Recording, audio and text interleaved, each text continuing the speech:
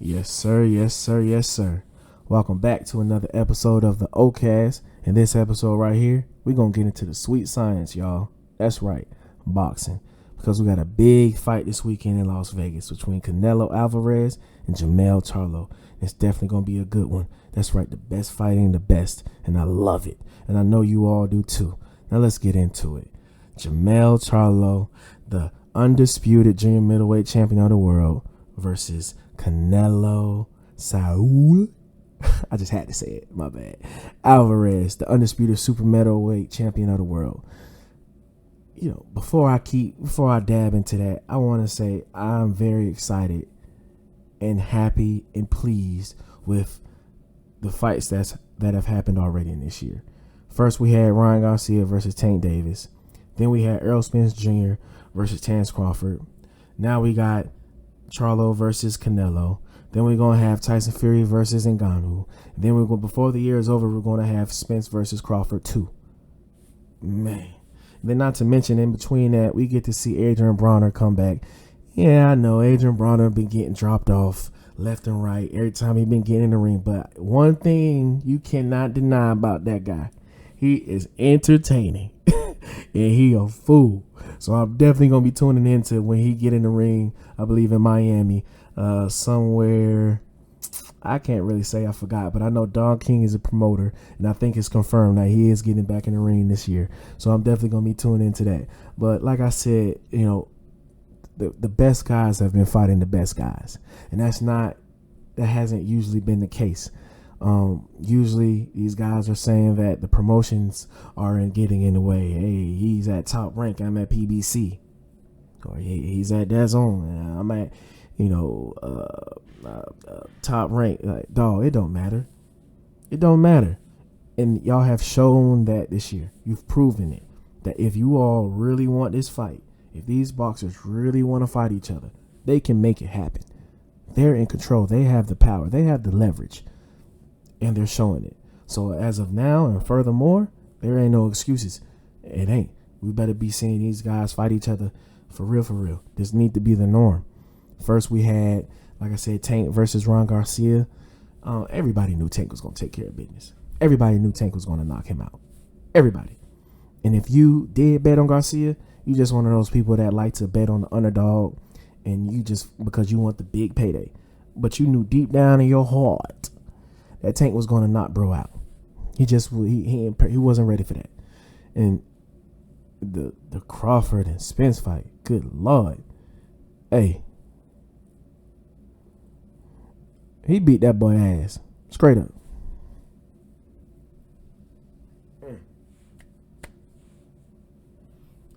For real. That's how it was. It was an incredible display. Honestly, that was the best boxing performance I've ever seen in my life. Ever. You know, I'm only 32 years old, so I don't have a lot of mega fights to really pick from. But, with that being said, just the way Crawford really dominated another great fighter, I don't think anybody was expecting that. Honestly, by round 2, I was like, hey, yo, stop the fight, dog. Stop it. I don't think Errol Spence Jr. was prepared for that. I don't think he's ever been put in that situation where somebody was really, honestly kicking his ass like that right out the gate. It's everybody got a game plan until they get punched in the face. And that's real. And if you're not used to being punched in the face, your face going to swell up real quick. And you're going to get a little flustered and a little hazy real quick because you're not used to it. And then on top of that, the person that's punching you is Terrence Crawford. Yeah. No, he wasn't ready for that. Now, Spence has already put in his clause for another fight. He's trying to do it at 154. Even though Crawford after the fight, he said he'll do it at 154. Crawford, he kind of playing gatekeeper now. He kind of feel like now it's my turn to, make things difficult and be petty with you guys the same way that y'all were with me. I'm not one to feel like, to do the same thing that people did to you just to get even. I'm not that type of guy, me personally. But, hey, if that's how he want to work it, that's how he want to be, then it is what it is. Spence going to have to deal with it because Spence was definitely being a jerk with the negotiations because Definitely let him know, hey man, no, you the B side. I'm the A side. I don't care about your record. I sell pay-per-views. I sell tickets. My boy, you be on ESPN fighting for free. You the B side. Hey, well, Spence, you got beat by a guy who's on the B side. And this time, it wasn't for free. But, hey, everybody, a lot of people are saying that they don't want to see it again. I want to see it again. It's definitely not going to be a domination like that again. It won't be. Even if it's at 147 again, it won't be. Personally, if Crawford don't agree to 154, Spence will probably revoke that rematch clause. He probably like, nah, I'm good. And he should. He shouldn't fight at 147 again. He shouldn't. So really, I contradicted myself, but it's okay. Yeah, he shouldn't fight at 147. He shouldn't. But if they fight at 154, I'm not saying that just because of the added weight, because it's really not that much. Then because, honestly, Spence shouldn't be thinking about 154. He need to be thinking about 168. If getting down to 147, is that hard, then hey, bro, you just might want to just go ahead and move up to 168 or 160. Like 154, that's really not a big difference to me. But hey, let's get into the fight for this weekend real quick. Canelo is 59, 2-2. Everybody knows who those two losses were to. Floyd Mayweather, when Canelo was a young pup, and Bivol recently. But to me, that loss to Bivol was really, I hope I'm pronouncing his name right, to Bivol was really, Canelo just bit off too much, going up and down the weight divisions like he crazy. Eventually it was bound to catch up to him, and it did. Buddy really put it on him. It wasn't as bad as Crawford beating Spence, but it was definitely was a unanimous decision. But Canelo bounced back strong after that. He had his trilogy with Triple G. He was a 40-year-old man. I'm not really too impressed with that. And then he fought Ryder in Mexico, and that was another great performance. But look, those guys, those guys don't move the needle for me. Canelo definitely be picking and choosing the right people. He's very strategic about who he fights, because he's definitely, like I said, he at the top of the mountain. He has that. He's in the position that Floyd used to be, to where he can pick and choose who he wants to fight, and they're going to gladly accept, because it's going to be the biggest payday of the other fighter and the biggest opportunity for the other fighter. In this situation right here, Charlo, speaking of opportunities, he's definitely taking it, because actually his brother was supposed to take this fight first, Jamal, his twin brother. But, Jamal, he got some things going on right now mentally. And, I myself definitely wish him the best. And I respect him for that, because, definitely can't get in no boxing ring if you ain't got your heads in the right space. You might mess around and get killed. And nobody wants to see that on live television. Nobody. So thank goodness he had the wherewithal, or his team had the knowledge, or not knowledge, but had the care for him, that they was like, nah, bro, you ain't ready for this right now. You need to continue to handle what's going on in your personal life. But at the same time, his twin brother was like, hey, yeah, I'm with it. Let's do it. And this is a big risk for him, because he's the junior middleweight champ. That's at 154. He's jumping up 2 weight classes. I just got done talking about Canelo biting off too much more than he could chew. Is this the same thing for Charlo? Is it?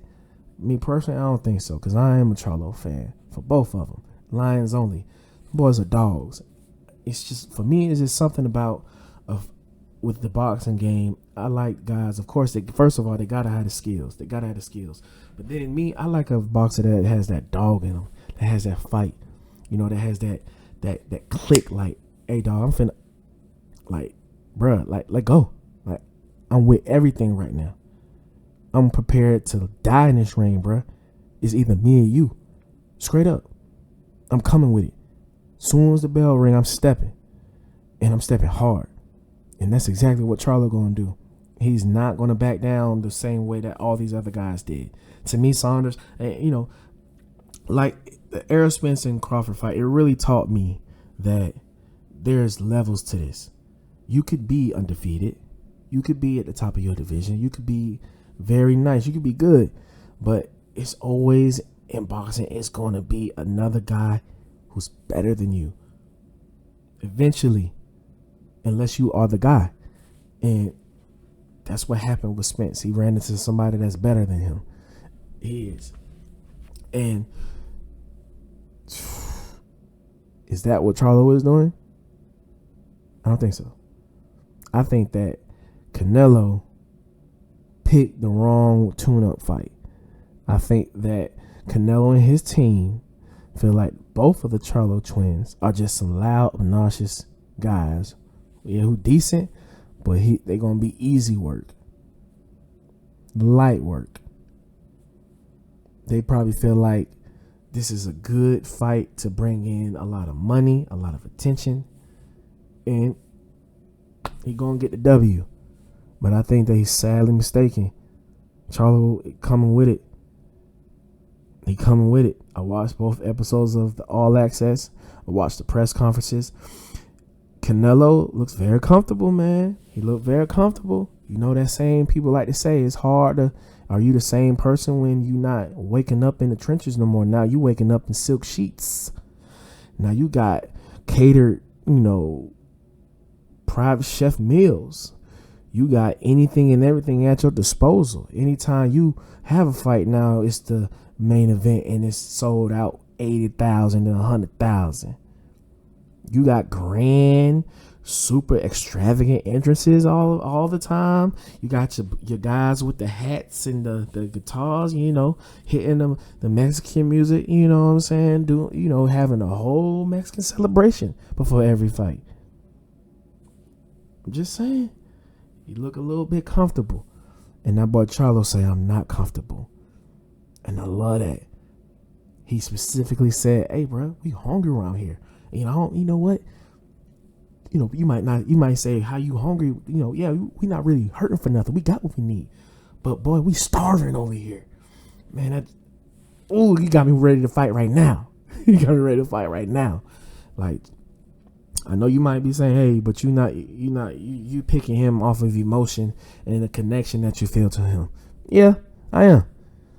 Because to me, you gotta have that spirit in you in the boxing fight game. Charlo got that. He want it. He hungry. He's determined for this. This is his moment. You know what I'm saying? It's something about I just connect with any man that has the balls to go for what they've been longing for, go for what they've been working for, and to just do it. Because a lot of us don't do it.